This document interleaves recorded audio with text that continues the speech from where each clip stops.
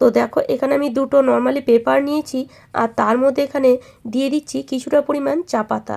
যে চা পাতা আমরা প্রত্যেক দিন সকালে খাই সেই চা পাতাই নিয়েছি, আর এটা লিকার চায়ের চা পাতা, যে কোনো চা পাতা নিতে পারো।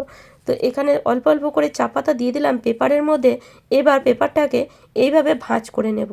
এভাবে ভাঁজ করে ওপর দিকটা একটু খোলা রাখতে হবে, যাতে চা পাতার যে স্মেল সেটা যেন বাইরে বেরিয়ে আসে। তো দুটো পেপারই এখানে এভাবে ভাঁজ করে নিলাম। তো এবার এটাকে আমরা কি কাজে লাগাবো? তো এইভাবে কিন্তু একটু খোলা রাখতেই হবে। তো চলো এবার দেখে নিই এটাকে কি কাজে লাগাবো।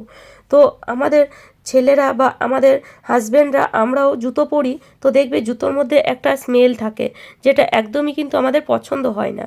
তো এভাবে যদি দুটো পেপারের মধ্যে একটু চা পাতা রেখে তারপরে পেপার দুটোকে এভাবে রেখে দাও জুতোর মধ্যে, তাহলে ওই স্মেল একদমই থাকবে না।